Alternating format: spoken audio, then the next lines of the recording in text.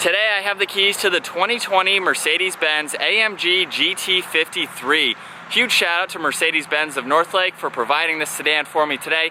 Definitely check out their website, that will be in the description. This model here is finished off in Jupiter Red and it has an MSRP just over $124,000. But let's go ahead and get into today's review by starting up underneath the hood, where you'll find the 3-liter inline 6-cylinder twin power turbocharged engine. This is paired with an electric motor that produces 21 horsepower. It also features the 9-speed AMG speed shift transmission. This engine produces 429 horsepower, around 6,100 RPM, and 384 pound-feet of torque, around 1,800 RPM. This is all-wheel drive. It weighs in around 4,600 pounds. It'll do 0 to 60 in the mid 4-second range and has a top speed of 174 miles an hour. It also has a fuel capacity of 17.5 gallons, so you can expect to see around 19 miles per gallon in the city and 24 out on the highway. This has a wheelbase of 116.2 inches. Its overall length is 199.2. It has a width of 76.9 and a height of 57.3 inches. With all of those specs out of the way, let's go ahead and jump into the exterior walk around on the AMG GT. We're gonna start up front here with the LED headlights and the LED DRLs. You can see they have a really nice C-shaped design to them. I really like the intricate pattern running throughout the housing there. And then making our way to the large grille here, I really like the vertical slats that run throughout it. You can see they're finished off in chrome. We also have a forward-facing camera and parking sensors that run throughout the grille. Very large Mercedes-Benz badge right in the center. And then down below you can see there's more grille openings along with active grille shutters. So these will open and close at speed to help improve with better aerodynamics. We have a really nice gloss black trim piece on the lower section of the bumper. You can see there's more gloss black on the sides along with parking sensors and more of the horizontal mesh that runs throughout the lower section of the grille there. And then up top, this has very clean lines that run down the hood along with another Mercedes-Benz badge on the top of the bumper. It has a really aggressive presence to it. I really like the front end design. It ties in nicely with the rest of the vehicle, as you'll see here soon. So now working our way to the side, you can see this has a really nice set of AMG wheels. They're finished off in black. They measure 21 inches all around and have a 7 double spoke design to them. Really nice finish around the outside of them, and you can tell that all of the lugs are hidden. We have really nice center caps just to clean it up a little bit more. This has gloss black side mirrors. They're power folding, heated, feature the integrated turn signal, and there's a camera system underneath that I'll show here later in this video. Up top, this has a sunroof. You can see there's more gloss black trim surrounding the windows. We have a little bit of chrome on the door handles just to tie in with the rest of it. And I think it has a really nice side profile design. You can see it slopes to the rear just a little bit, giving it that coupe-like design. And then that leads us onto the rear end, where you'll see this has an active spoiler that you can deploy yourself, or it'll go up at speeds. This has a backup camera that's just above the license plate with all the parking sensors. Of course, this has LED turn signals and LED taillights. It has a really nice design. There's a lot of crisp lines running throughout the rear bumper. And then down below, you'll see some fins in the lower diffuser, along with the quad-tip dual exhaust.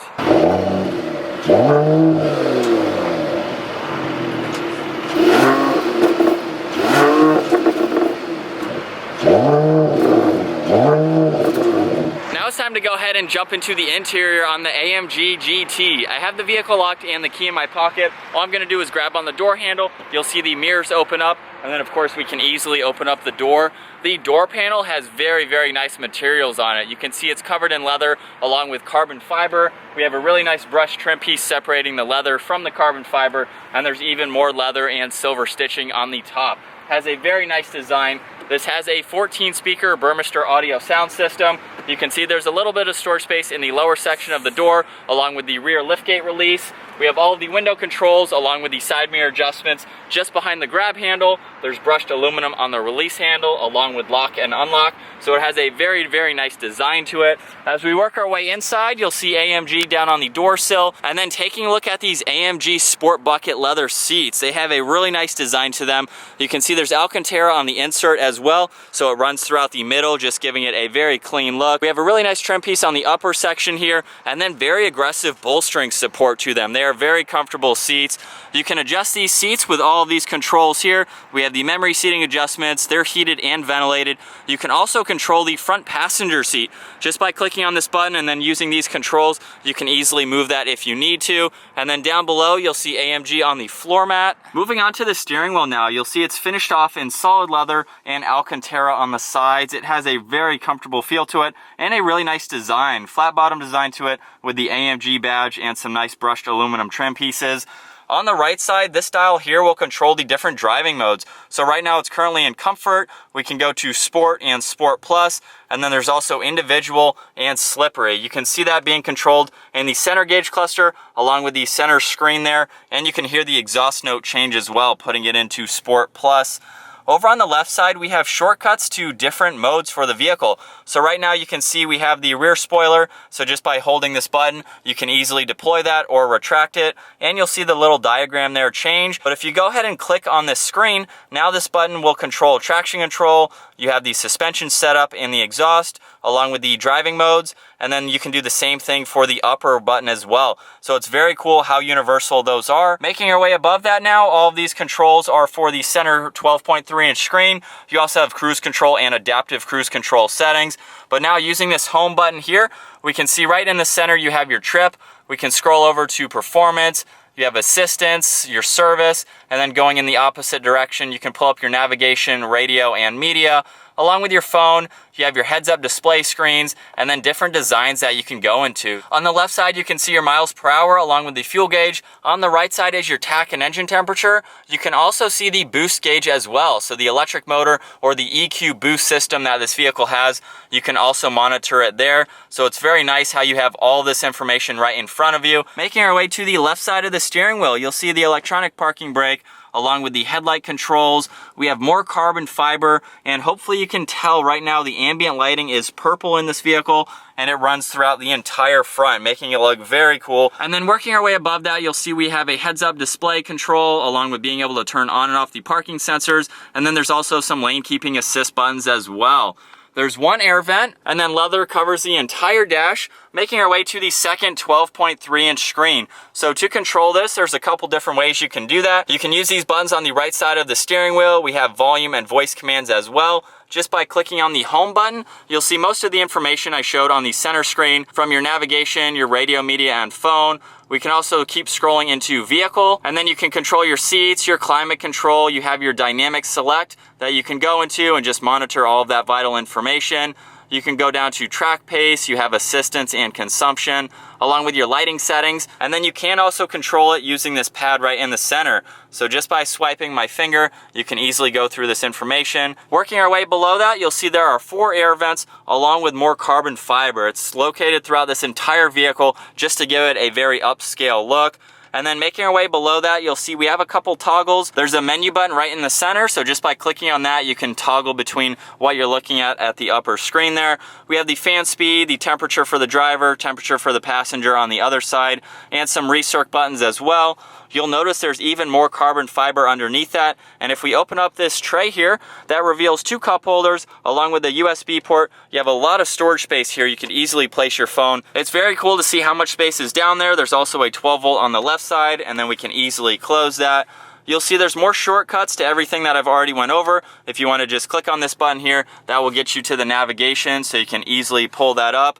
We also have a shortcut to the parking features or the camera system that's around this vehicle. So I'm just going to use that dial pad, and I can scroll down to look at all the different camera angles. As I mentioned earlier, this has a 360-degree camera system, so you can easily monitor everything around this entire vehicle, and it's very helpful for visibility. And now looking at the center console area here, you can see there's a really nice brushed aluminum trim piece surrounding everything just to tie in with that carbon fiber. Starting up top on the left side, you can see I can control between the different driving modes. So as I showed earlier on the steering wheel, you can also adjust it there. You have the button to toggle between drive and manual mode, which allows you to use the steering wheel mounted paddle shifters. Finished off in aluminum, they have a very nice design to them.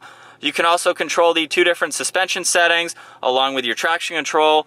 On the right side, you can adjust the volume for the radio. You have the engine start stop feature just underneath that. We can raise and lower the rear spoiler just by holding on this button, and then also change the exhaust note. And then finishing up in the center, you can see the shifter finished off in leather. If I go all the way up, that will be reverse, of course. You'll see the backup camera up here. We can go all the way back into drive. Of course, neutral is right in the center. And then just by clicking on this button here, that will put the vehicle into park. Making our way to the center armrest now, just by pushing on that button, you can easily open this up. It reveals a good amount of storage space along with 2 USB ports, and of course it is finished off in leather. And then working our way to the glove box, you'll see there's a lot of room down there for everything that needs to go there. We'll take one last look at the seats, which have a really cool design to them. And then up top, this does have a sunroof. You can easily open that up. And then we have a few buttons up top as well, along with a sunglass holder. Hopping into the back seats now in the AMG GT. This is a 4-seater vehicle. So right in the center, we have a small cubby. You can place your phone or any other object there that you'd like to. There's 2 cup holders right in the center, and then 2 USB ports in the back, so you can easily charge your devices. These back seats are incredibly comfortable. I love how much bolstering support they offer. And at 5'10", I have plenty of room. With the front seat set at my height, I have about 3 or 4 inches above my head, and then I have a good amount of room in front of my knees too. So you could easily be comfortable in the back seat. I really love how comfortable it is. You also have a 2-prong outlet along with a 12-volt and 2 air vents right in the center. And now finishing up in the rear, I'm just gonna pull on the electronic button just above the license plate, and you'll see the power liftgate automatically open up. There is a ton of room in here, even for the back seats being up. You can see just how much space there is. It sinks down a good bit as well, so you can put in larger items if you'd like to. We have a speaker along with a strap on the left side. You can see a 12-volt over on the right side, and then there's some tie-down hooks as well, just to secure any items a little bit more. You also have a little bit of storage space up underneath the floor if you need to use it. And as I said, definitely a lot of room for a 4-seater vehicle. And then up top, we can either close and lock it or just close it. Alright, so getting the AMG GT53 out on the road now, just putting a couple miles on it so far, I can say that this is the best of both worlds as far as being luxurious and having the performance to back it up.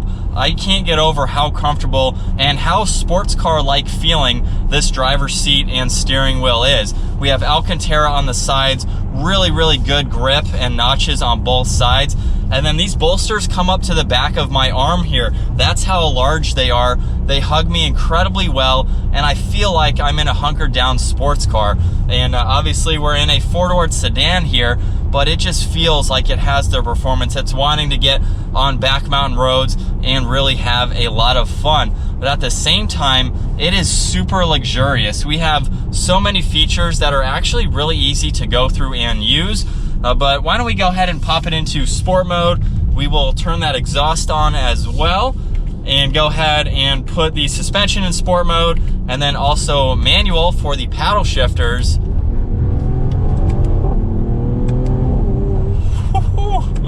Wow, you can hear some pops in that exhaust too.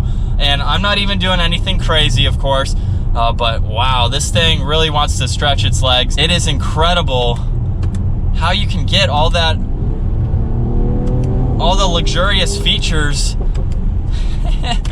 in a vehicle like this. There's so much information, as I just said, but it's really easy to go through. These controls are the same on both sides, which makes it very easy.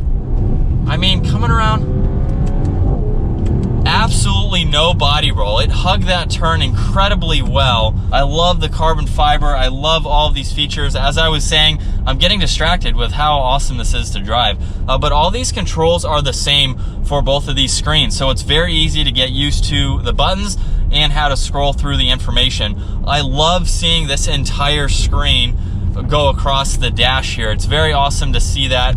And the fact that the screen is divided right behind where the steering wheel edge is, so you're not losing a visibility on both screens, having the steering wheel right there go between them. So it's very cool how they've designed that. And then why don't we talk about the rest of the visibility from the driver's seat here. It's very easy to see in both directions. I love, as I've mentioned earlier, how you have that coupe-like design stretched out into the sedan, but at the same time, it doesn't hinder anything. You have plenty of headroom, you have a lot of visibility over both shoulders, and you still have an ample amount of storage space behind the back seats. And talking about the suspension now, I've had it in Sport Plus, and Sport Plus, you can feel that bump a little bit. I'm gonna go ahead and tone everything back down to comfort. We'll go ahead and downshift still in manual mode here, and you can tell it gets quieter. But it still has that sporty performance to it. But now that I've had it in comfort mode for the suspension, it's absorbing all these bumps very well. You could easily daily drive this. The power is so linear that it's just very smooth. Even in the shifts, you can't feel them. It's very smooth in both the upshifts and the downshifts. So coming down to third gear here and around this turn, it is incredible how planted and direct this vehicle is. If you want it to go left, it goes left. You want to go right, it goes right. As soon as you turn the steering wheel, you're going in that direction. It is that direct. Even coming around a turn here, just going at normal speed, I mean, it took it with ease. You can't even tell that you're going around the turn. It doesn't even feel like that. So that is very impressive to see. But I think that's gonna wrap it up for my walk around and review of this 2020 from Mercedes-Benz. Huge shout out once again to Mercedes-Benz Northlake for providing this vehicle for me today.